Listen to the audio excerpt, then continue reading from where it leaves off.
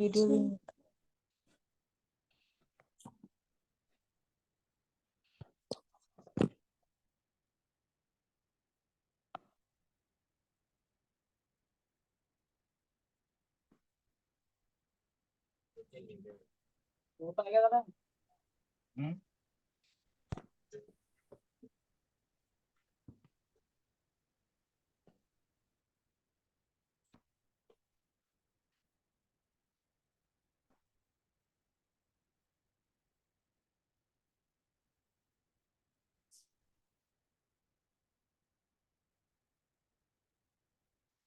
चव्हाण आहे गावाकडचा आहे आणि आमचा वशा पण गावाकडचा आहे.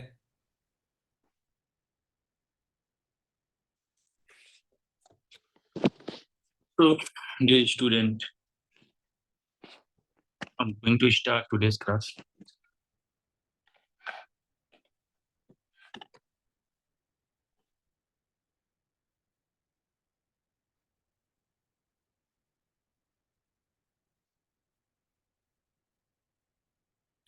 So, today we are going to learn causative sentences. आज हम causative sentence पढ़ने जा रहे हैं. And causative sentences are a bit difficult to understand. जो causative sentences होती हैं वो थोड़ा सा difficult है समझना. So,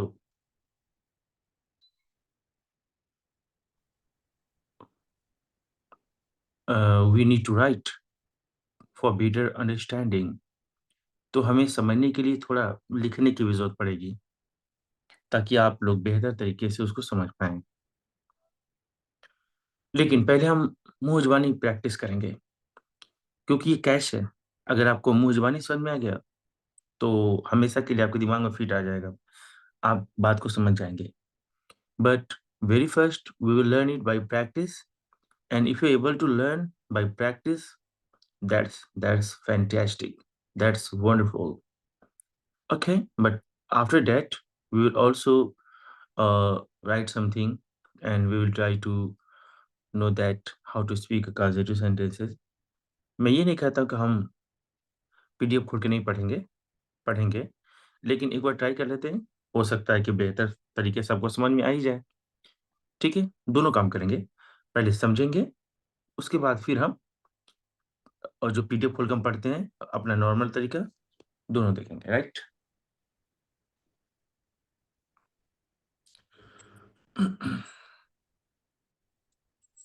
क्वेश्चन है कि कॉजेटिव सेंटेंस क्या है? अगर आप इस चीज़ को समझें, तो आपके लिए थोड़ी आसानी हो जाएगी कॉजेटिव सेंटेंसेस बोलने में. कॉजेटिव सेंटेंस क्या है? कॉजेटिव सेंटेंस का मतलब होता है एक ऐसा सेंटेंस जहाँ कोई इंसान किसी काम को खुद ना करके बल्कि किसी और से करवा लेता है. मिसाल के तौर पर अगर मैं कहूँ कि मैं चाय बनवा रहा हूँ, क्या आपको लगा मैं बना रहा हूँ? नहीं, मैं चाय बना रहा हूँ नहीं, मैं चाय बनवा रहा हूँ. ओके. मैं मैं कल अपना बाल कटवाऊँगा. क्या लगता है आपको मैं काटूँगा? नहीं, ये काम कोई और करेगा. लेकिन सेंटेंस मैंने ऐसा बोला मानो कि ये काम मैं ही करूँगा, लेकिन मैं ये काम करूँगा नहीं, ये काम मैं करवाऊँगा. मैं संडे को अपना बाइक धुलवाता हूँ. क्या मैं खुद धुलता हूँ? नहीं, धुलता नहीं हूँ, धुलवाता हूँ. सरकार नई सड़कें बनवा रही है. क्या खुद आके बना रही है? नहीं. तो जब कोई इंसान किसी काम को करने में डायरेक्ट इन्वॉल्व नहीं है, खुद अपने हाथों से नहीं कर रही है, डायरेक्ट इन्वॉल्व नहीं है, बल्कि इनडायरेक्ट इन्वॉल्व है, तो इस तरह के सेंटेंसेस को हम कॉजेटिव सेंटेंसेस कहते हैं. आप खुद अगर कभी आपका मोबाइल खराब हो जाता होगा या कोई घर में कोई जो भी चीज़ें हैं, मिक्सर, फ्रिज, वॉशिंग मशीन, आप कैसा सेंटेंस बोलते हैं? आप यही तो कहते हैं, मुझे कल अपना पंखा मरम्मत करवाना है, मुझे अपना वॉशिंग मशीन मरम्मत करवाना है, या मुझे एसी की सर्विसिंग करवानी है. करना है नहीं, आप कोई मैकेनिक तो नहीं है, करना है नहीं, ऐसा करवाना है. तो हर वो सेंटेंस जहां आप कोई काम खुद ना करके किसी से करवाते हैं, उसे ही तो हम कहते हैं काजेटिव सेंटेंसेस। अभी सवाल है कि काजेटिव सेंटेंस बोला कैसे जाता है, राइट? ओके। तो जैसा कि आप पहले टेंस में पढ़ चुके हैं कि इंसान जो भी काम करता है ना, उसका अलग-अलग सिचुएशंस होता है, अलग-अलग उसकी टाइमिंग होती है। कभी वो कहता है कि ये मेरा रोज का मामला है भाई, मैं चाय पीता हूँ, रोज का मामला है। आज भी पिया, कल भी पीऊँ, रोज पीता हूँ। मैंने अपना एक टाइम बना दिया है कि इस टाइम पर मुझे चाय पीना है, अपने उस टाइम पर मैं पीता हूँ। और कभी-कभी कोई इंसान कहता है कि मैं चाय पी रहा हूँ, अभी, अभी मैं पी रहा हूँ। ये जो मैं एग्ज़ाम्पल दे रहा हूँ कि मैं चाय पीता हूँ या मैं चाय पी रहा हूँ, ये कॉज़ेटिव सेंटेंस के एग्ज़ाम्पल नहीं है। मैं बस आपको ऐसे समझाने के लिए बोल रहा हूँ। मैंने चाय पी लिया है। अभी यहाँ मैंने बताया कि मैंने इस काम को कर लिया है। मैं तो 5 साल से चाय पी रहा हूँ। काम तो जारी है, लेकिन बहुत लंबे टाइम से जारी है। हाँ, मैं कल चाय पिया था। अभी हम पास्ट के बारे में बोल रहे हैं कि हाँ, कल मैं ऐसा किया था। तो इंसान जो भी काम करता है ना, तो उसका अलग-अलग टाइमिंग है, उसकी अलग-अलग सिचुएशन है। कभी कहता है कि रोज़ करता हूँ, आदत शो करता है। कभी कहता है कि अभी कर रहा हूँ, कभी कहता है कि मैंने अभी-अभी कर लिया है, अभी-अभी पूरा किया है। कभी कहता है कि बहुत दिन से कर रहा हूँ। ठीक ठीक इसी तरह जब हम कॉज़ेटिव सेंटेंस भी बोलते हैं ना, तो कभी आप आदत शो करते हैं, कभी आप बोलते हैं कि मैं ये काम अभी कर रहा हूँ या ये काम मैंने अभी-अभी खत्म किया है। पहले कुछ हिंदी के एग्ज़ाम्पल्स देखें ताकि आप पहले बातों को समझ जाएँ। ट्रांसलेशन तो मैं आपको सिखा दूँगा। पहले आप कांसेप्ट को तो समझ जाएँ। जैसे मैं मैं बच्चों को पिटवाता हूँ। मैं बच्चों को पिटवाता हूँ। सुनकर क्या लगा? ये अभी की बात कर रहा हूँ? नहीं, ये मेरी रूटीन है, रोज़ का मसला है ये। ओके। मैं बच्चों को पिटवा रहा हूँ। अभी सुनकर क्या लगा? ये काम अभी करंट सिचुएशन में चल रहा है।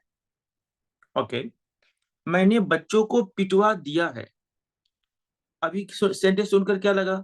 कोई काम अभी-अभी पूरा हुआ है। मैं बच्चों को सुबह से पिटवा रहा हूँ। अभी सुनकर क्या लगा? काम चल रहा है, लेकिन लंबे टाइम से, सुबह से चल रहा है। मैं बच्चों को पिटवाया था। हाँ, अभी कैसी बात है? पास्ट की बात है। तो इसी तरीके से हम कभी कहते हैं कि पिटवा रहा था, पिटवाऊँगा, पिटवा सकता हूँ, है ना? तो अलग-अलग सिचुएशन आते हैं और हम अलग-अलग तरह के वर्ड बोलकर अपनी अपने जज़्बात को, फीलिंग्स को बताते हैं, राइट? ओके। तो हमें ज़रूरत है कि अब शुरुआत करें, एक-एक करके हम समझें कि कॉज़ेटिव सेंटेंसेस कब बोलना है। तो पहले मुँह ज़बानी कुछ बताते हैं, देखते हैं आपको समझ में आ रहा है कि नहीं आ रहा है और उसके बाद कुछ पीडीएफ खोल के भी देखेंगे कि पहले पीडीएफ खोल के ही देख लें, क्या ख़्याल है आपका? चलिए, चलिए पहले एक बार थोड़ा पीडीएफ खोल कर ही देख लें, ताकि आपको प्रैक्टिस कराने में मुझे थोड़ी और आसानी हो जाएगी।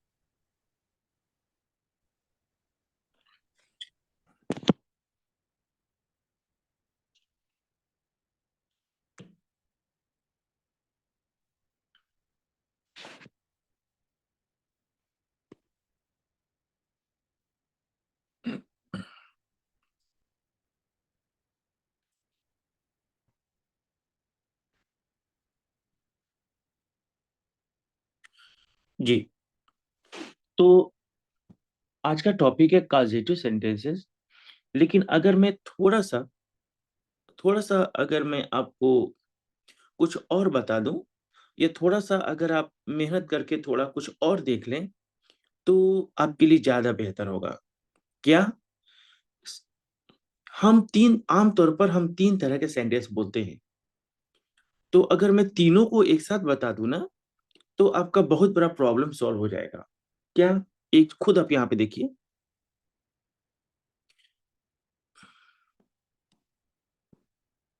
आमतौर पर हम तीन तरह के सेंटेंसेस बोलते हैं। एक ऐसा सेंटेंस जहां काम करने वाला मौजूद हो, यानी सब्जेक्ट जिसको हम कहते हैं, जैसे मैं पीटता हूँ, आप पीटते हैं, वे लोग पीटते हैं। काम करने वाला अगर जाहिर होना, तो ऐसे सेंटेंस को हम एक्टिव वॉइस कहते हैं।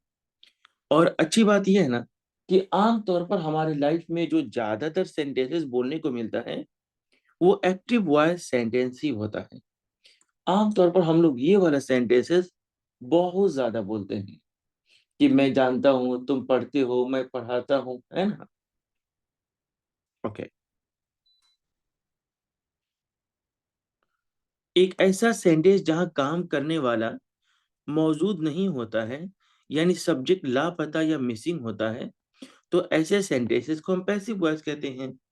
जैसे कई बार आप बाजार में कहीं जाते होंगे, तो आप इस तरह के सेंटेंसेस पढ़ते होंगे। किसी की दुकान के बाहर शाइन बोर्ड पर लिखा रहता है, यहाँ वोडाफोन रिचार्ज किया जाता है, यहाँ इमली का कोयला बेचा जाता है, यहाँ हरा मटर बेची जाती है, यहाँ ताजा पनीर बेचा जाता है, यहाँ आयुर्वेदिक दवा बेची जाती है। ओके। तो कौन बेचता है आयुर्वेदिक दवा? कौन ताजा पनीर बेचता है? ये तो मेंशन ही नहीं किया गया। तो इस तरह के सेंटेंसेस जहां आप ये तो जिक्र करते हैं कि ये काम हो रहा है, चाहे ये काम होता है, चाहे ये काम हुआ था, लेकिन कौन किया ये आप नहीं बता पा रहे हैं, क्योंकि आपको पता भी तो नहीं होता है। मेरे सेंटर के सामने, मेरे सेंटर के नाम है एक्सीलेंट कोचिंग सेंटर, और वहां पर एक बड़ा बड़ा बैनर लगा है, फर्राटेदार अंग्रेजी बोलना सीखें। तो दो मुसाफिर राहगीर उस रास्ते से गुजर रहे थे। तो एक ने उस बोर्ड को पढ़ा और कहा, यहाँ अंग्रेजी बोलना सिखाया जाता है। उसने कहा, यहाँ अंग्रेजी बोलना सिखाया जाता है। क्या उसने बताया कि यहाँ अंग्रेजी बोलना कौन सिखाता है? कैसे बोलेगा, उसको तो मालूम भी नहीं। वो तो एक मुसाफिर है, एक राहगीर है। इंग्लिश में पासर बाई कहते हैं, PASSERBY, बाई, पासर बाई। तो इसी तरीके से बहुत सारे सेंटेंसेस हम ऐसे बोलते हैं ना, जहाँ कौन काम करता है ये मुझे नहीं पता। कई बार लोग कहते हैं कि देखो यहाँ बिजली का बिल जमा किया जाता है, हाँ, और यहाँ आईफोन मरम्मत की जाती है, वहां बर्फ बेची जाती है। वेल, कई बार अगर रात में किसी के घर चोरी हो गई, तो आप लोग अगले सुबह क्या बात करते हैं? उसका लैपटॉप चुरा लिया गया है, उसके साथ और सारा कैश ले लिया गया है, और उसका शेफ तोड़ दिया गया है, और जितने भी कीमती सामान थे वह चुरा लिया गया है। आप काम तो बताते हैं कि ये काम हो गया है, लेकिन कौन किया ये आप नहीं बताते हैं। और भला बता भी कैसे पाएंगे? आपको मालूम रहेगा तब तो बता पाएंगे। ओके। उसे जान से मार दिया गया है। कौन मारा है? आपको पता है? आपको पता नहीं? अगर आपको पता होता तो आप ऐसा क्यों बोलेंगे? डायरेक्ट उसका नाम बोलेंगे, उसका नाम लेकर बोलेंगे कि उसने जान से मार दिया है। ठीक है। उम्मीद करता हूँ कि ये बात आप समझ गए हैं कि पैसिव वॉइस का सेंटेंस क्या होता है। वेल, तो अब हम आते हैं तीसरे पॉइंट पर, जो आज हमारा टॉपिक है। मैंने सोचा क्यों नहीं थोड़ा मैं आपको थोड़ा सिस्टम से बता दूं, ताकि तीनों में आपको कंफ्यूजन ना रहे। एक ऐसा सेंटेंस जहां कोई इंसान किसी काम को खुद ना करके बल्कि किसी दूसरे से करवा लेता है, तो ऐसे सेंटेंसेस को हम काजेटिव सेंटेंस कहते हैं। वो पहले स्ट्रक्चर में मैंने क्या बताया? कोई इंसान किसी को करता है, खुद करता है, एक्टिव वॉइस। दूसरा हम क्या बताया? काम करने वाला लापता होता है, उसका कोई जिक्र नहीं होता है। और तीसरा हम क्या बता रहा हूँ? कोई इंसान बहुत होशियार है, एक तो पहले तो काम करता नहीं है, वो काम करता नहीं है, लेकिन इतना होशियार है ना कि जो मेन कैरेक्टर है, जो सब्जेक्ट है, उसको हटाकर उसके जगह पर खुद बैठ जाता है। सेंटेंस सुनने से ऐसा फीलिंग आती है कि इसी ने इस काम को किया है, लेकिन असल में उसने उस काम को नहीं किया है। हाँ, डायरेक्टली उसने उस काम को नहीं किया है, वो इस काम को करने में डायरेक्ट इन्वॉल्व नहीं है, बल्कि इनडायरेक्ट इन्वॉल्व है। यानी उसका बस ऑर्डर होगा, रिक्वेस्ट होगा, लेकिन उसने काम नहीं किया है। इसको कहते हैं काजेटिव सेंटेंसेस। मिसाल के तौर पर, मैं प्लेट साफ करवाता हूँ। क्या आपको ये सुनाई दिया कि मैं प्लेट साफ करता हूँ? करता हूँ नहीं, मैं प्लेट साफ करवाता हूँ। मैं आपकी मदद करवाता हूँ। करता हूँ नहीं भाई, करवाता हूँ। हाँ, तो आइए अब जरा कैसे बोलना है ये देखें। अभी तक तो मैं आपको ये समझा रहा था कि ये है क्या, है ना? अब जब आप समझ चुके हैं कि ये क्या है, तो जरा मैं आपको इसका बोलने का तरीका बता दूं। लेकिन हो सकता है कि आप इनमें से किसी में डाउट हो, तो बेहतर होगा कि जरा आप मुझे कमेंट बॉक्स में बता दीजिए कि आप किसी में डाउट है या मुझे आगे कंटिन्यू करना चाहिए। अगर डाउट है तो बता देंगे, तो उसको एक बार रिपीट कर दूंगा। ओके, तो जरा कमेंट बॉक्स में मुझको बता दीजिए कि किसी में डाउट है कि मैं आगे कंटिन्यू करूं।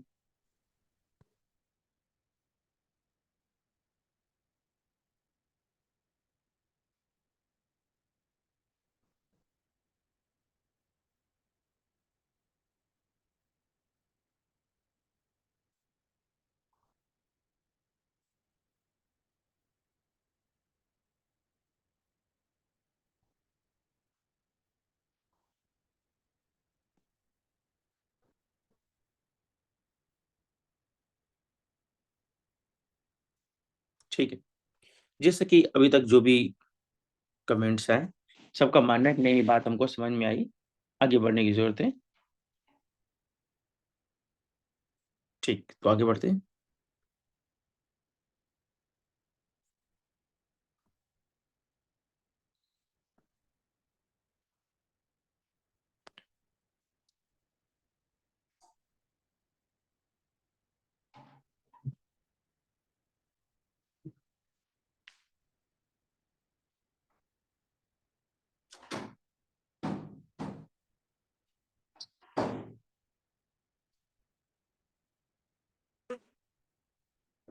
वेल,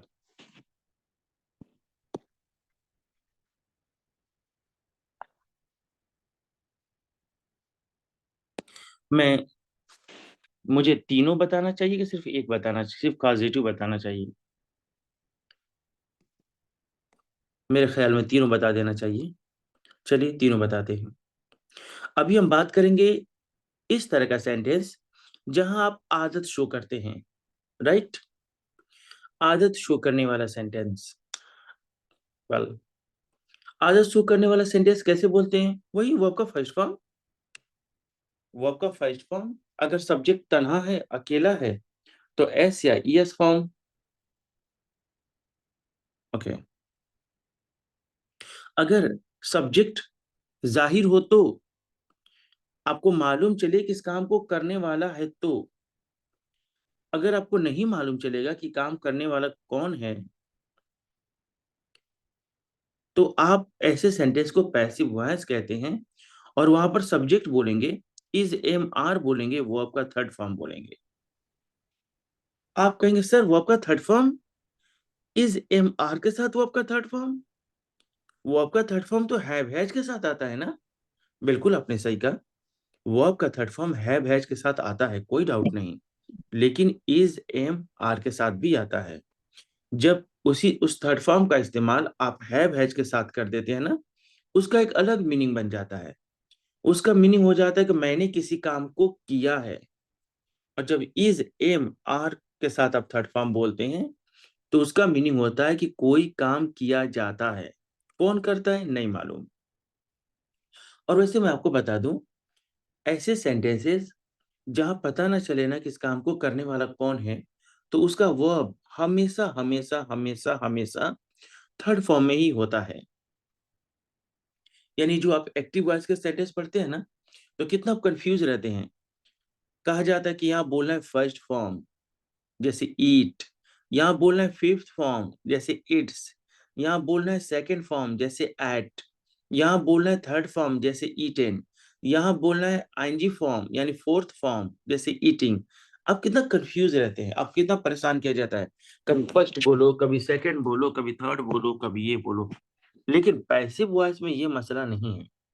पैसिव वॉइस कहता है कि भैया टेंस चाहे कोई भी हो जी, चाहे वो प्रेजेंट हो, पास्ट हो या फ्यूचर हो, और उनमें चाहे आदत वाला सेंटेंस हो या काम चल रहा है वो वाला सेंटेंस हो, चाहे काम पूरा हो गया वो वाला सेंटेंस हो, भाई वर्ब तो हमेशा थर्ड फॉर्म में ही रहेगा।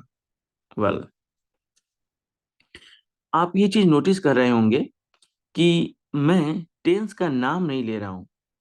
जैसे मैं कह रहा हूं आदत वाला सेंटेंस, मैं चाहता तो कह देता प्रेजेंट इंडेफिनिट टेंस, लेकिन मैं आदत वाला सेंटेंस बोल रहा हूं बजाय कि प्रेजेंट इंडेफिनिट टेंस बोलने का। क्यों?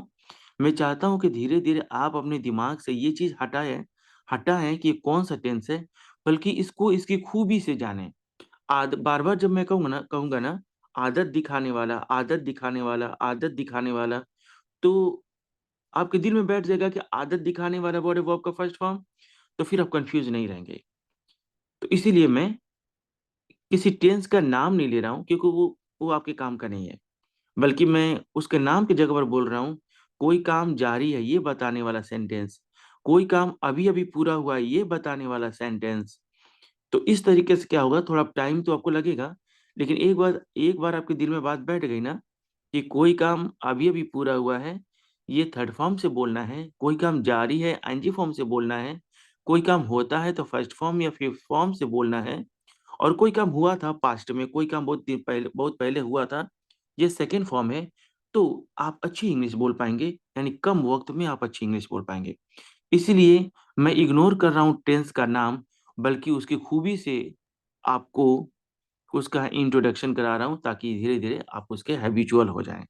वेल, ये ये जो मेरा कदम है ये कैसा So, है, ये आप बाद में कमेंट बॉक्स में मुझको बता देंगे कि क्या मैं सही जा रहा हूँ, कि मुझे टेंस का नाम लेना चाहिए। ये मुझे बाद में आप कमेंट करके आप बताएंगे, उससे मुझको एक्सपीरियंस होगा कि आपका क्या नजरिया है इस बारे में। sorry, well, sir. Right now, I'm interrupting you. I have one query about that, about causative verb. Like, can I use it according to the tenses? If I say like that, right now I'm getting my bike repaired. My bike repair. Yeah, right now if I say like that, right now I'm getting my bike repaired. Okay okay, ये चीज Can I धीरे धीरे use uh it रही। causative verb into the according to the sentence also? जी जी, ये चीज धीरे धीरे आ रही है। आपने जो बोला इसको हम कहते हैं इम्पेरेटिव सेंटेंस। तो हम स्टेप बाय स्टेप आगे बढ़ते चले जा रहे हैं। अगर हम कभी स्टेप बाय स्टेप नहीं पढ़ेंगे ना, तो कुछ बच्चे इसमें हैं, मैं जानता हूँ उनको उनको तो बात समझ में आ जाएगी, लेकिन सारे लोगों को समझ में नहीं आएगी। तो आपने जो सेंटेंस बोला उसको कहते हैं, हिंदी में कहते हैं, इंग्लिश में कहते हैं इम्पेरेटिव सेंटेंस, हिंदी में कहते हैं आदेशात्मक वाक्य। तो थोड़ा सा आप सब्र करेंगे, मैं स्टेप बाय स्टेप चल रहा हूँ, ठीक है। तो Sir, your हम बात कर रहे थे कि आदत वाले सेंटेंस को कैसे बोले। तो अगर आपको पता है कि काम करने वाला कौन है तो आप फर्स्ट फॉर्म बोलिए। नहीं पता चल रहा है काम करने वाला कौन है तो इज एम आर के साथ थर्ड फॉर्म बोलेंगे। और अगर कोई इंसान कोई काम खुद ना करके किसी से करवा लेता है, तो यही आपका आज लेसन भी है। तो जरा इसको मैं अलग से मार्क कर रहा हूँ। आप सब्जेक्ट बोलेंगे, फिर बोलेंगे मेक। हालांकि मेक के जगह पर और भी वर्ड इस्तेमाल होते हैं। मेक की जगह पर गेट भी इस्तेमाल होता है, हेल्प भी इस्तेमाल होता है, लेट भी इस्तेमाल होता है। क्योंकि आपको मुझे टीचर नहीं बनाना है, मुझे आपको इंग्लिश बोलना सिखाना है।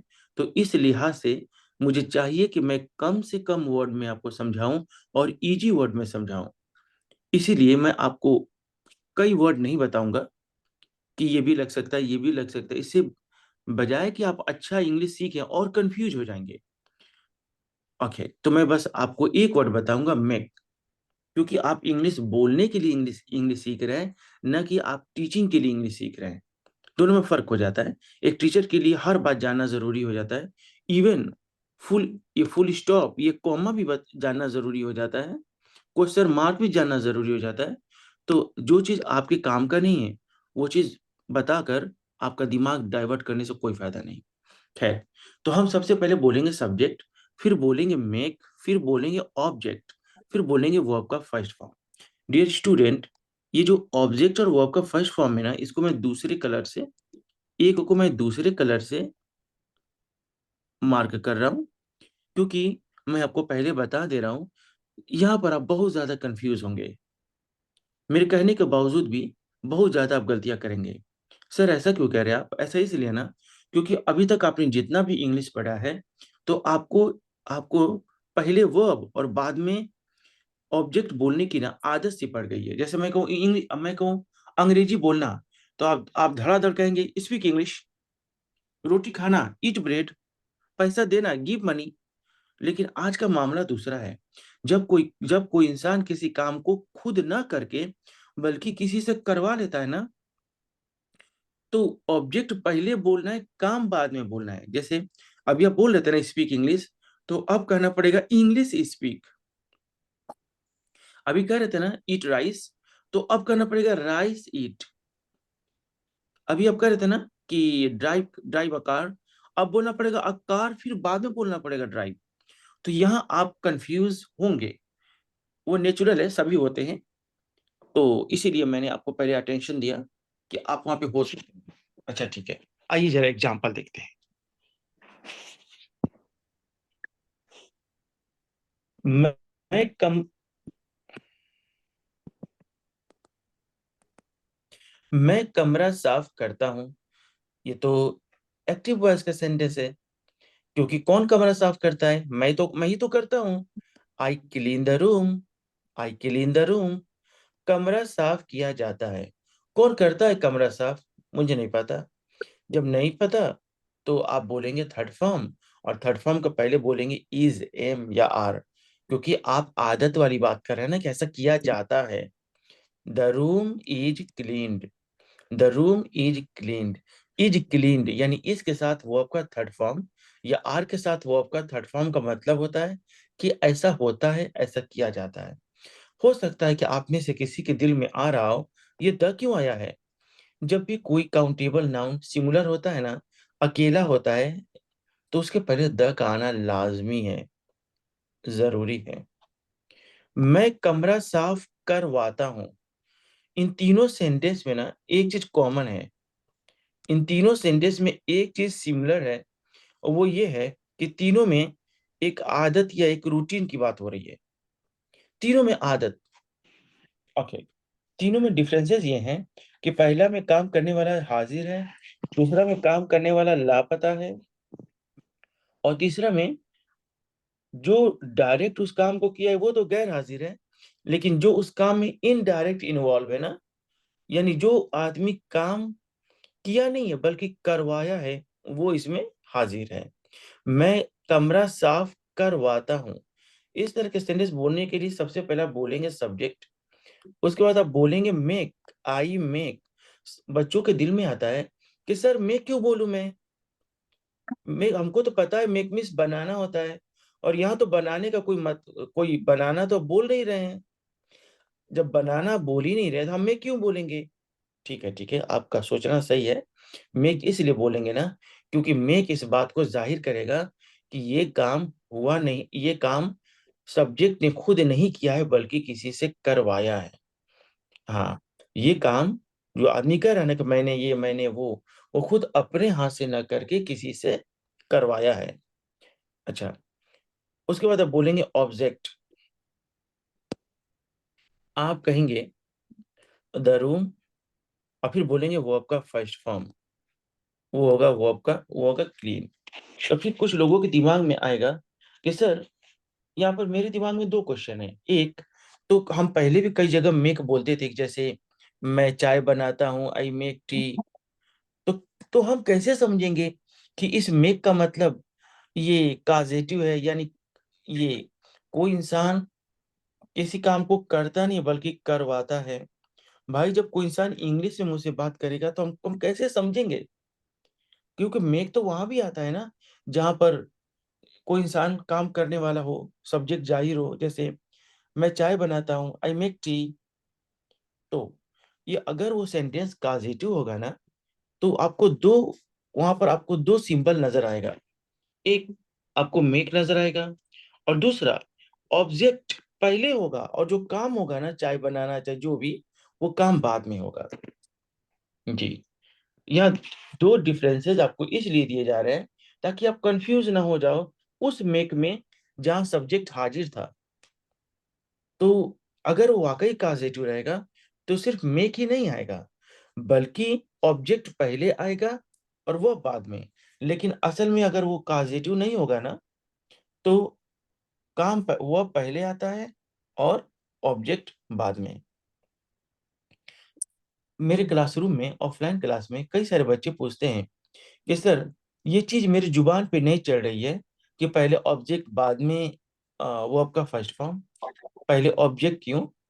तो ऐसा क्यों है कि पहले ऑब्जेक्ट? इसका रीजन यही है ना, क्योंकि यही तो हमको बता रही है कि बोलने वाला इस काम को किया नहीं है, खुद नहीं किया है, चाहे खुद नहीं करता है, बल्कि करवाता है। जी, ऑब्जेक्ट का पहले आना और वर्ब के फर्स्ट फॉर्म का बाद में जाना, इस बात का एक सिग्नल है कि बोलने वाला खुद इस काम को अपने हाथ से नहीं करके बल्कि किसी से करवाता है। कई बार हम लोग या हमारे रिश्तेदार, चाहे आपके भी रिश्तेदार, ऐसा कहते हुए आप सुने होंगे कि मैंने पापा का इलाज करवाया है और मैंने इतने पैसे खर्च किए हैं, मैंने पापा का इलाज करवाया है। क्या वो डॉक्टर है? नहीं। तो क्या वो इलाज किए हैं? नहीं। इलाज किए नहीं, इलाज करवाए हैं। काजेटिव सेंटेंस होता है वो। Okay, next example. तुम मेरी मदद करते हो, यू हेल्प मी। तुम्हारी मदद की जाती है, यू आर हेल्प्ड। मैं आपकी मदद करवाता हूँ, I make you help. I make you help. I make you help. मैं चावल पकाता हूँ, आई कुक राइस। चावल पकाया जाता है।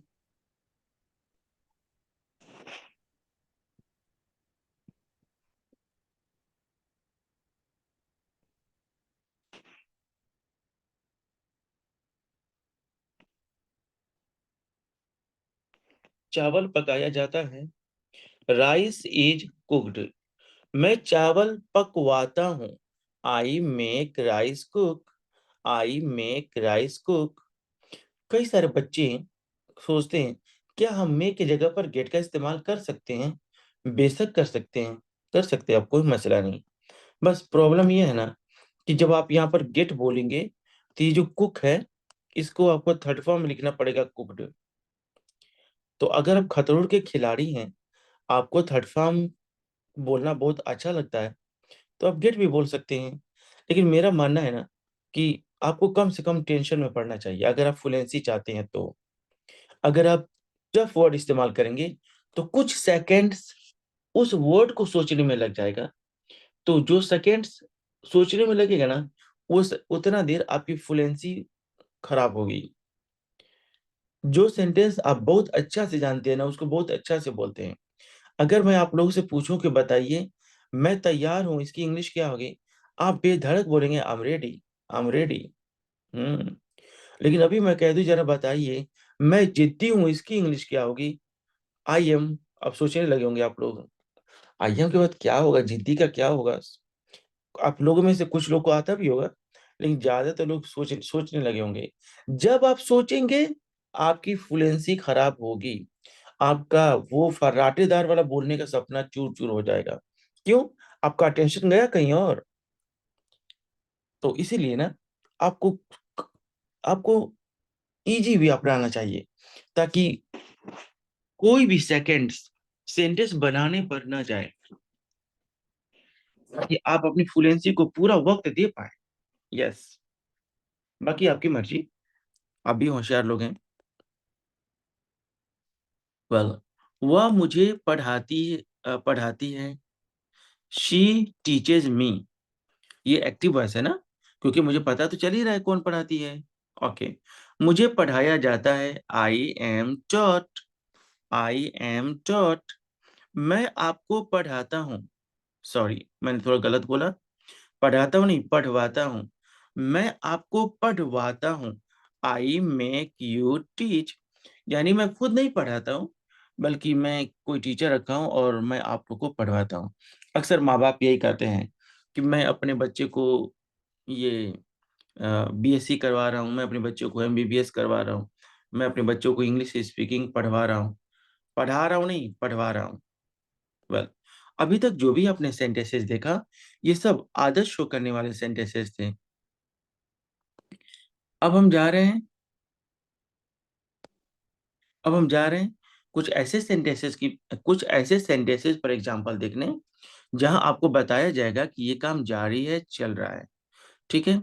इसके पहले कि हम मूव करें दूसरे अलग तरह के सेंटेंसेस पर, एक बार मैं आपसे पूछना चाहूँगा कि अभी तक यहाँ पर इंडेफिनिट मतलब ये आदत वाले सेंटेंसेस में मैंने जो भी आपको बताया, इनमें कोई डाउट है तो मुझसे आप एक बार पूछ लीजिए, ताकि आपको डाउट खत्म हो जाए और मैं आगे बढ़ सकूँ।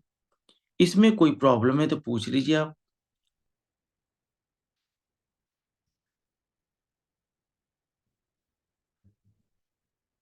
No answer. ठीक है, तो मैं आगे बढ़ता हूँ।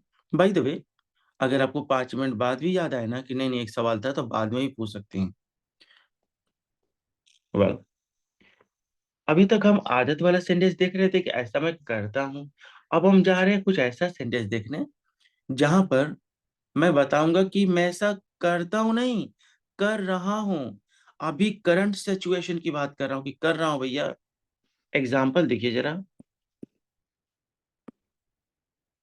सब्जेक्ट इज़ एम आर बोलेंगे आप, फिर बोलेंगे वर्ब के फर्स्ट फॉर्म में आईएनजी, यानी वर्ब का फोर्थ फॉर्म बोलेंगे।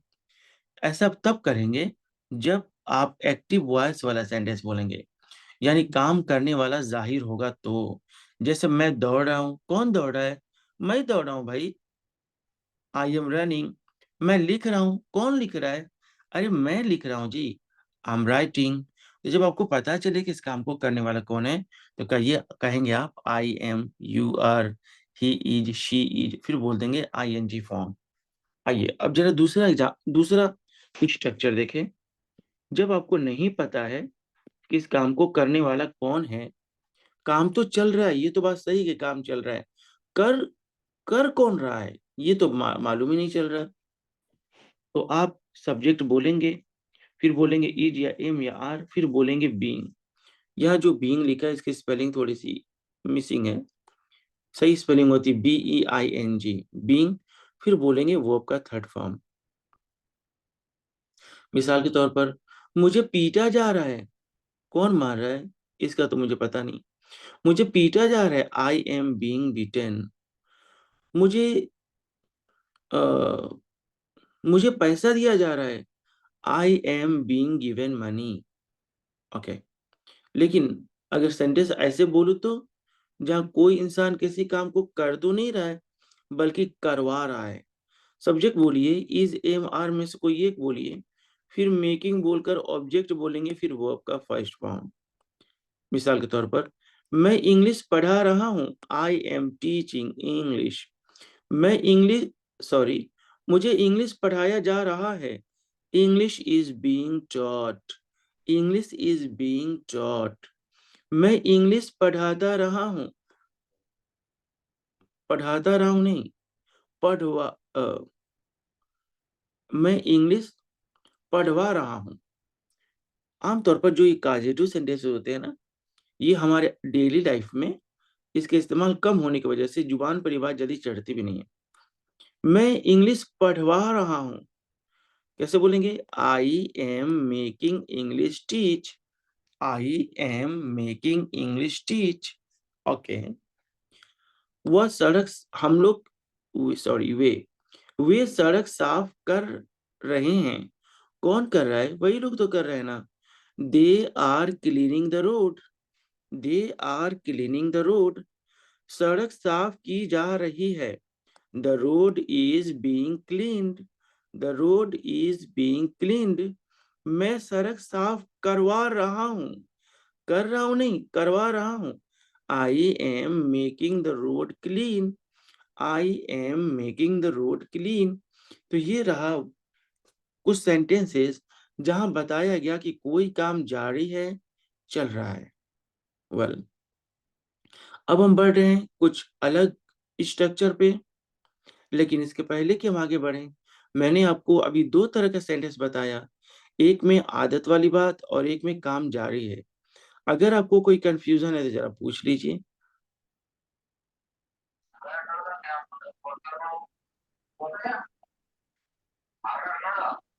ये दो लेसन में अगर आपको कंफ्यूजन है तो आप पूछ लीजिए।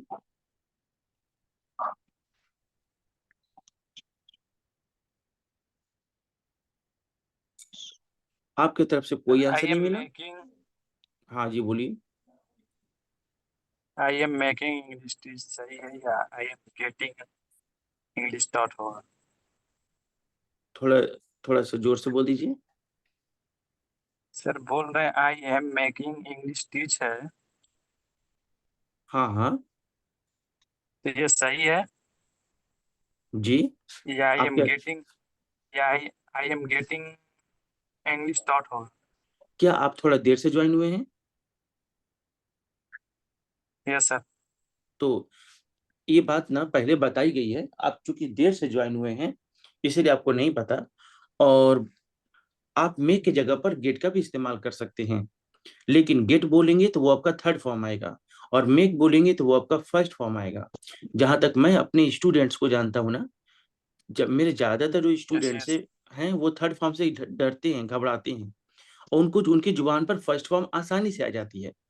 तो मैं क्या करता हूँ, मैं के साथ वर्ब का फर्स्ट फॉर्म ही उनको पढ़ाता हूँ। वैसे मैं ऑप्शन भी देता हूँ कि अगर कोई खतरों का खिलाड़ी है जो जो थर्ड फॉर्म से खेलता हो तो आप गेट के साथ वर्ब का थर्ड फॉर्म बोल सकते हैं, कोई प्रॉब्लम नहीं है। Yes sir. हम्म, ये बात कुछ देर पहले मैंने अभी मेंशन किया था।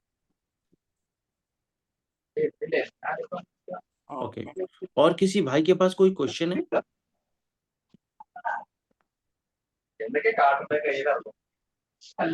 ठीक, नहीं है?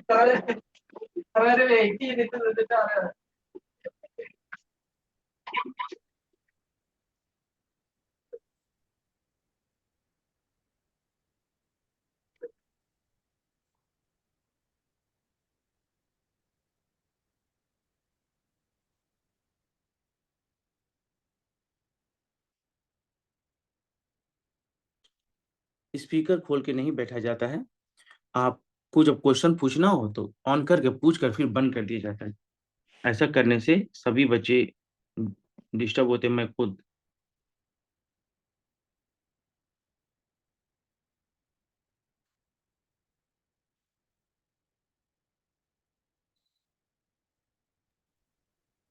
सर या I am making English teach जब गूगल पे ट्रांसलेट कर रहे हैं हम्म तो इसमें आ रहा है मैं अंग्रेजी पढ़ा रहा हूँ। गूगल क्या कर रहा है? अब वो तो बहुत लंबी चौड़ी बात हो जाएगी। गूगल क्या बोल रहा है यस ना, सर। ओके। कभी कभी गूगल गलत बोलता है, कभी से वो एक मशीन है। ठीक है। हाँ, यस सर। अगर आप अभी गूगल पे टाइप करिए कि, जैसे मैं कहता हूँ लैपटॉप की कीमत, ये टाइप नहीं करना है, ऐसे बता रहा हूँ, लैपटॉप की कीमत, तो इसकी इंग्लिश होगी the price of the laptop. Bharat के लोग तो होगा द पीपल ऑफ इंडिया। तो अगर आप उसी तरीके से गूगल पर लिखेंगे बाल की मांग, जैसे आपके सर में बाल और उसका मांग निकालते हैं ना आप, मांग, यस यस। तो अगर आपके हाथ में गूगल है तो जरा उसको टाइप करिए तो बाल की मांग, तो लिखेगा द डिमांड ऑफ हेयर। और जबकि यस जो मांग आपके सर में है उसको कहते हैं हेयर पार्टिंग। Yes yes. उसको तो मालूम नहीं चल रहा ना मांग कौन वाला तो मांग मांग रहा वही कह रहा हूँ ना, वो एक सॉफ्टवेयर है, उसको जितनी बात बताई गई है उतना ही बोलेगा। वो फीलिंग्स और जज्बात और ये सब चीजें नहीं समझता जो आपको बताई जा रही है। है। Yes yes. यस, वही बात है। ओके।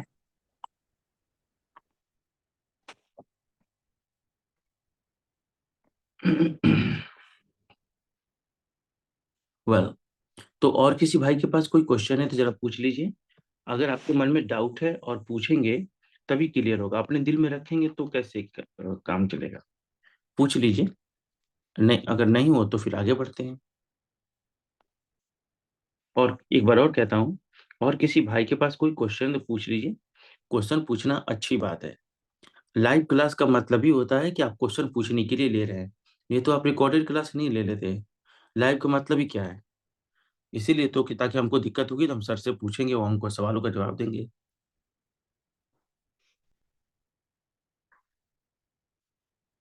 ठीक है, आपके तरफ से कोई रिस्पॉन्स नहीं है, तो मैं ये समझ रहा हूँ कि आप चाहते हैं कि मैं आगे कंटिन्यू करूँ। ओके ठीक। अभी हम कुछ ऐसे सेंटेंसेस और प्रैक्टिस करने जा रहे हैं जहां बताया जाता है कि ये काम अभी अभी पूरा हुआ है, ये काम जस्ट ये कंप्लीट हुआ है। ओके। और कोई काम अभी भी पूरा हुआ है ना, जस्ट खत्म हुआ है, तो इंग्लिश में इसको थर्ड फॉर्म से पेश करते हैं। और थर्ड फॉर्म के पहले हैव या हैज आती है। कभी हैव आती है, कभी हैज आती है। सब्जेक्ट पर डिपेंड है। अगर सब्जेक्ट सिंगुलर है, एक वचन है, तो हैज बोलना है। अगर सब्जेक्ट प्लूरल है या आई है तो हैव बोलना है। एग्जाम्पल देखिए,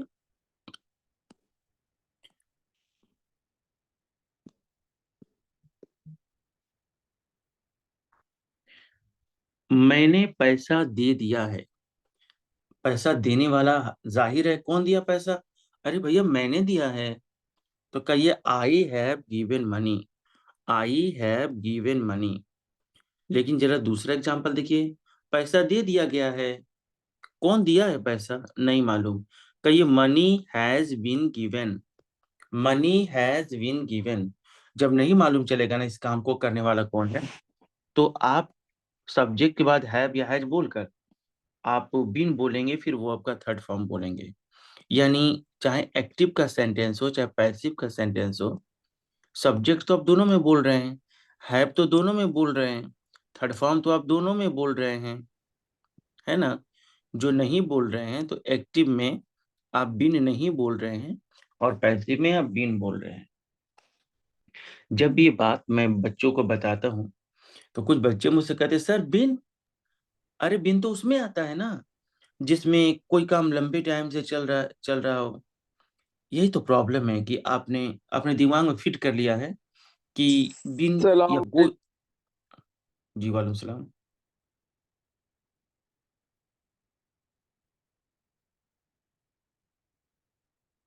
जी मुझसे कुछ पूछ रहे हैं आप? अच्छा ठीक है।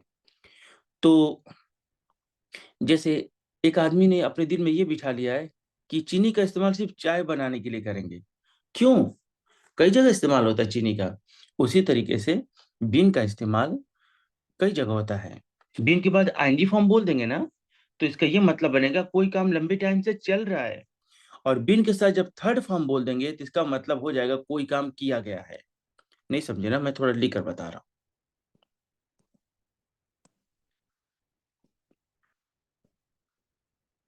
बीन, क्योंकि अब बचपन में ना ज्यादा से ज्यादा रटे हैं, स्ट्रक्चर को रटे हैं, इसीलिए आपको प्रॉब्लम हो रही है। अगर कंसेप्ट को समझते ना तो आपको प्रॉब्लम नहीं होती। खैर कोई बात नहीं, अभी से भी आप चाहेंगे तो सीख सकते हैं। बिन के बाद आईएनजी फॉर्म आती है और बिन के बाद थर्ड फॉर्म भी आती है। तो अगर कोई अंग्रेज आपसे कोई सेंटेंस बोल रहा है और बिन बोलकर आईएनजी फॉर्म बोल रहा है, तो आपको समझना चाहिए वो ये कह रहा है ना कोई काम लंबे टाइम से चल रहा है। जैसे I am sorry, I have been helping you for 5 years। I have been helping you for 5 years। Been helping, वो कह रहा है ना कि 5 साल से आपकी मदद कर रहा हूं मैं। वही अगर अंग्रेज ऐसा बोले I have been beaten, been beaten, I have been beaten, तो कह रहे भैया मुझको मारा गया है, पीटा गया है मुझको। I have been tortured, मुझको तकलीफ दी गई है। I have been cheated, धोखा दिया गया मुझको। Yes, I have been helped, मदद की गई है मेरी। आई हैव बीन रिवॉर्डेड, मुझे इनाम दिया गया भाई। आई हैव बीन अप्रिशिएटेड, मेरी तारीफ की गई है। बीन के साथ थर्ड फॉर्म, ऐसा कोई मामला पेश आया है, कौन किया ये नहीं मालूम, वही आईएनजी फॉर्म बोल देंगे तो ये मतलब हो जाएगा कि कोई काम चल रहा है या कोई काम जारी है, और आपको ये भी मालूम चलेगा उस काम को करने वाला कौन है। इसमें आपको मालूम चलेगा काम करने वाला कौन है।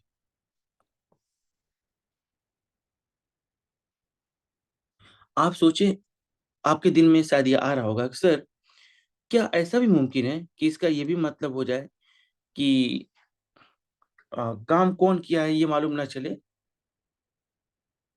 जैसे कि कभी इसका मतलब ये भी हो सकता है कि काम तो चल रहा है, ठीक है काम चल रही है, मैं मान रहा हूँ काम चल रहा है, लेकिन काम करने वाला लापता हो जाए, ऐसा मुमकिन है क्या? बिल्कुल नहीं है। क्यों नहीं है? क्योंकि अभी तो कुछ मिनट पहले मैंने आपको बताया, जब सब्जेक्ट लापता होता है ना, तो वर्ब सिर्फ और सिर्फ थर्ड फॉर्म में ही रहती है। चाहे वो प्रेजेंट हो, पास्ट हो, परफेक्ट हो, सॉरी फ्यूचर हो, चाहे वो इंडेफिनिट यानी आदत दिखाने वाला सेंटेंस हो, काम जारी है ये बताने वाला हो, चाहे कोई टाइप का सेंटेंस हो, वर्ब रहेगा सिर्फ और सिर्फ थर्ड फॉर्म में। तो अगर आप यहाँ पर एनजी फॉर्म देख रहे हैं ना, तो गलती से भी अपना समझें कि यहाँ सब्जेक्ट लापता होगा, मुमकिन ही नहीं। क्योंकि सब्जेक्ट लापता होता है ना, मिसिंग होता है, तो वर्ब का सिर्फ और सिर्फ थर्ड फॉर्म आती है, एनजी फॉर्म नहीं आती है। ओके वेल, मैं जैसे कि मैं अपने क्लासरूम में पढ़ाता हूँ, तो बच्चे मुझसे अलग अलग सवाल करते हैं। तो जो वो सवाल करते हैं ना, तो मैं उन सवालों को अपने दिल में नोट कर लेता हूँ, और जो मैं आप लोगों को पढ़ा रहा हूँ, तो मुमकिन है कि आप लोग के दिमाग में वही सब क्वेश्चन आ रहा होगा। इसीलिए मैं जितना ज्यादा मुमकिन है मैं उन सवालों का जवाब दे रहा हूँ। हो सकता है ये आपके लिए बहुत ज्यादा हेल्पफुल हो, लेकिन कुछ आपके दिमाग में ऐसा भी सवाल आ रहा है जिसका मैं जवाब नहीं दे पा रहा हूँ, तो आप मुझसे अभी मौका दिया जाएगा तो पूछ लेंगे। अगर सब कुछ सही जा रहे हैं तब तो कोई दिक्कत नहीं, आप खामोशी से सुनते रहिए। लेकिन कोई ऐसा क्वेश्चन है जिसका आंसर मैं नहीं बता रहा हूँ, या कोई डिफरेंट क्वेश्चन है, तो अभी मैं आपको टाइम दूंगा, आप पूछेंगे। आते हैं अपने जगह पे। पैसा दे दिया गया है। म- एक मिनट। मनी हैज बीन गिवन, मैंने पैसा दिलवाया है, दिया है नहीं, दिलवाया है। I have made money give. अच्छा एक चीज और, बच्चे बहुत ज्यादा गलती करते हैं। कई बार बच्चों के दिमाग में आता है ना कि ये तो परफेक्ट टेंस है, यहाँ पे काम हो गया है, और जब काम हो गया है ना, तो वर्ब का थर्ड फॉर्म बोलना है, इसलिए कर देते हैं गिवन। भाई आपको ऐसा नहीं करना है। ये जो ऑब्जेक्ट है ना, ऑब्जेक्ट, ये ऑब्जेक्ट जो है ना, इसके बाद वर्ब का फर्स्ट फॉर्म आएगा, चाहे कोई भी टेंस हो, चाहे काम हो रहा हो, चाहे हो गया हो, चाहे होता हो, ऑब्जेक्ट के बाद वर्ब का फर्स्ट फॉर्म। तो आप कहेंगे सर ये परफेक्ट टेंस है ना सर, यहाँ पे जब काम हो गया है ना सर, तो थर्ड फॉर्म बोलते हैं। तो मैंने बोला तो है मेड। मेड क्या था? हैव प्लस वो हैव के साथ मेड बोला, यानी हैव प्लस वर्ब का थर्ड फॉर्म बोला मैं। आपकी बात दुरुस्त है कि परफेक्ट टेंस में, यानी जब काम पूरा हो गया ना अभी अभी, तो थर्ड फॉर्म बोली जाती है, तो मैंने बोला है मेड। हम्म क्या आपने गौर नहीं किया कि जब मैं आपको दूसरा वाला स्ट्रक्चर पढ़ा रहा था, जहां पे बताया जा रहा था कि कोई काम जारी है या चल रहा है, तो उसमें आईएनजी फॉर्म आता है, और मेक में हम आईएनजी फॉर्म लगाए थे, न कि उधर जो आ रही है, देखिए मैं सड़क साफ करवा रहा हूं, आई एम मेकिंग, न कि क्लीनिंग। क्लीनिंग नहीं बोला था जी, मैं तो क्लीन बोला था। वो जो भी फॉर्म लगेगा ना, वो मेक में लगेगा। वेल, वे लोग मुझे पीटते हैं, सॉरी पीटे हैं, वे लोग मुझे पीटे हैं, दे हैव बीटन मी। वे मुझे पीटा गया है, आई हैव बीन बीटन। वे लोग मुझे पिटवाए हैं। They have made me beat. They have made me beat. Well, मैंने फूलों में पानी डाला है। मैंने ही तो डाला है। I have watered the flowers. थोड़ा यहाँ पर एक चीज बता दूं कि पहले तो ये थोड़ी सी मिस टाइप है। वाटर की जगह पे होगा वाटर्ड। लेकिन पता है आपको, वाटर मीन्स पानी होता है और वाटर मीन्स पानी डालना भी होता है। वाटर एक नाउन है, वाटर एक वर्ब भी है।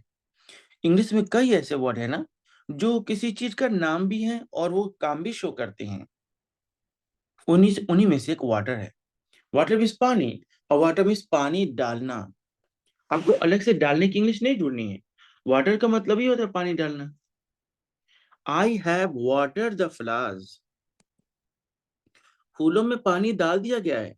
The flowers have been watered.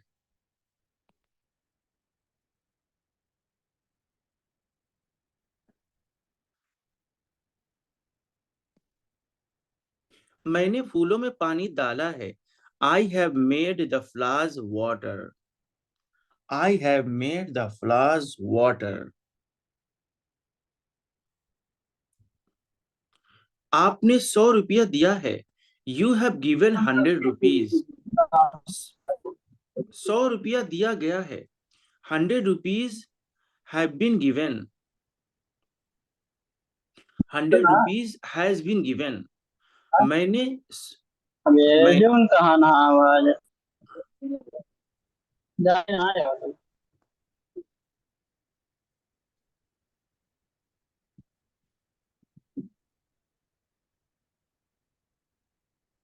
खाना खाया?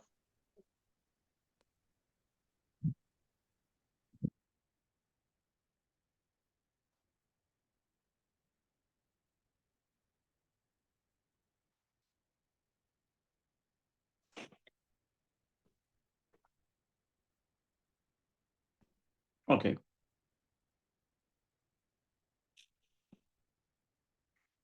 और हाँ जी, तो ग्रुप क्लास में थोड़ी सी बर्दाश्त करनी पड़ती है। क्या करेंगे, समझाया जाता है लेकिन सब लोग समझते नहीं। तो जहाँ भी पब्लिक वाला मसला होता है ना, तो थोड़ा वहाँ पर एडजस्ट करना ही पड़ता है। मैंने हाँ, ये हो गया।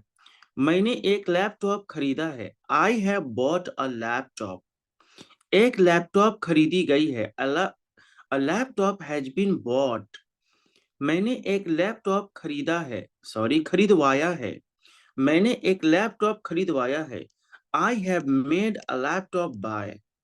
आई have made a laptop buy. इस पीडीएफ में मैंने 3 टेंस का ही जिक्र किया था। तो 3 आपको बातें पता चली। एक आदत वाली बात, एक काम चल रहा है और एक काम ये अभी भी पूरा हुआ है। आपका टाइम भी पूरा हुआ, लेकिन हो सकता है कि आपके दिल में कुछ क्वेश्चंस हो जो आप सोच रहे होंगे कि अब मैं पूछूंगा। तो यू आर वेलकम, पूछ लीजिए sir.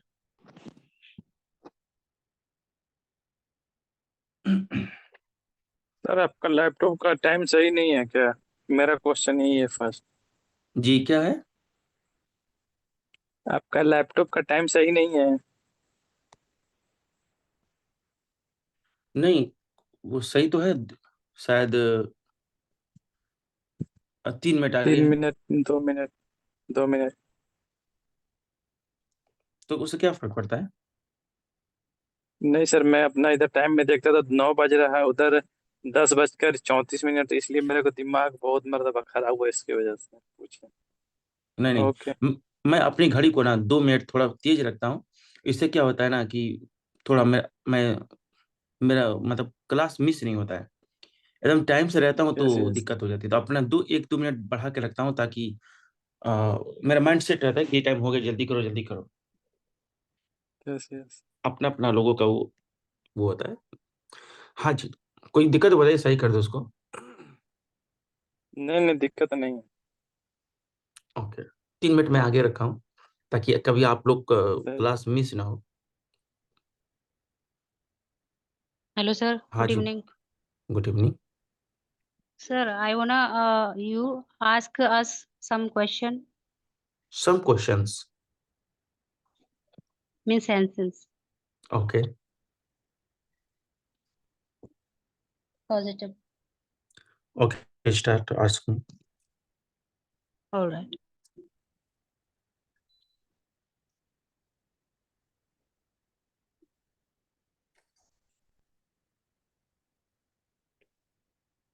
Excuse me. Yes. Ask. No sir, आप हमसे पूछिए. Okay. You mean that I ask you some Yes sir. questions? Time doesn't allow, but Okay sir. I will All ask you. right. No, No I'll need. ask you one or two Mhm. questions. Okay. Okay. Because I have a great hope that you will provide me some new admissions. All right. That's why I'm gonna ask you some questions. यहाँ English पढ़ाई जाती है. English is taught here. मैंने आपको पिटवाया है. I made you beat or I got you beaten. I have I, made you beat. okay. I have made you beat. Okay, good job. वे लोग चावल पकवाते हैं. They are they are they are make sorry they make they make cook they make rice cook.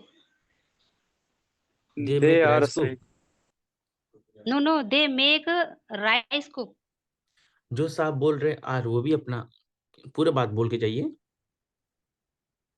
They are make uh, rice cook. अच्छा जी. आदत. ये इस sentence में क्या दिखा गया? एक रूटीन ना, आदत ना. Yes.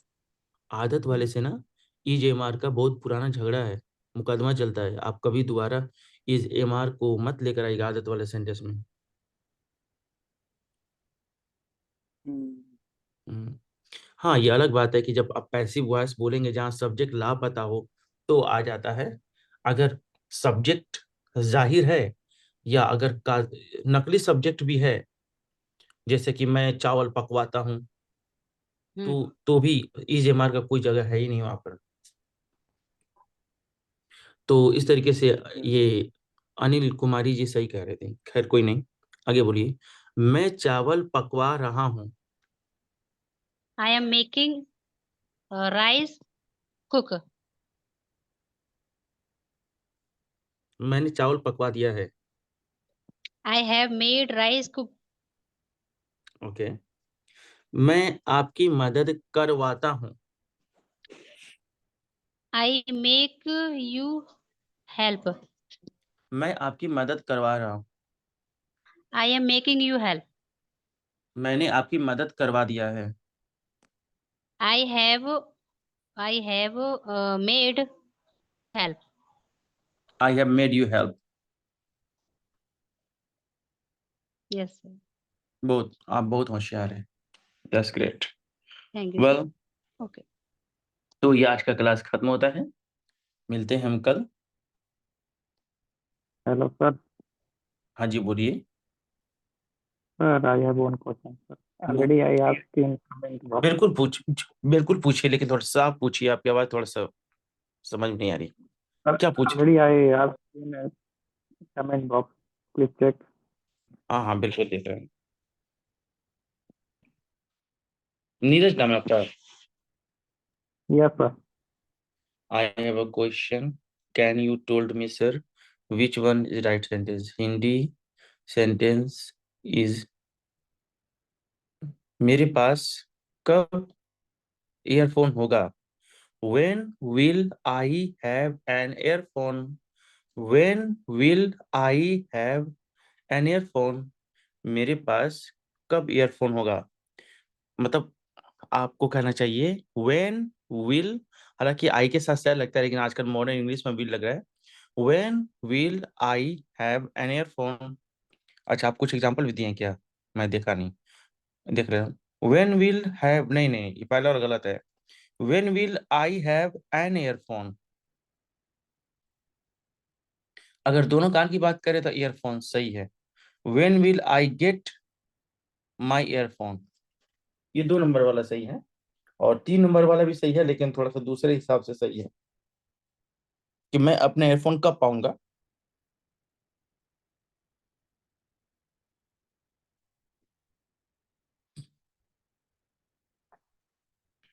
दो नंबर वाला का मतलब हुआ कि मेरे पास ईयरफोन कब होगा। ठीक है, जैसे मेरे पास दौलत कब होगी, मेरे पास एक नौकरी कब होगी, और तीसरे नंबर में कह रहे हैं कि मेरा ईयरफोन मुझे कब मिलेगा। Okay sir. सर फर्स्ट का मीनिंग क्या होगा sir? When will have I earphone? क्या आप बोल रहे हैं सर? सर फर्स्ट का सेंटेंस का when will have I earphone, तो इसका मीनिंग? माफ करिए, आपकी बात थोड़ा समझ में नहीं आ रही, थोड़ा तेज बोलेंगे। सर फर्स्ट सेंटेंस है फर्स्ट व्हेन तो विल रॉन्ग हैव सेंटेंस है आई। सर। फर्स्ट ओके का कोई मतलब ही नहीं, मीनिंगलेस है वो। ओके वो सर, थैंक हैव यू। आप पहले निकाल दिया ना, हैव अंदर रहेगा। व्हेन विल आई हैव अंदर रहेगा। Okay sir, thank you. Well, अब किसी भाई के पास तो कोई क्वेश्चन नहीं? नहीं सर, नहीं, थैंक यू। ओके ओके जी, ओके। कल से मेरा नया बैच शुरू हो रहा है, इंडिया टाइम रात 10:30 से 11:30। तो थोड़ा सा अगर आप सपोर्ट आप लोग कर दें, अगर कोई नया एडमिशन हो तो अच्छी बात है।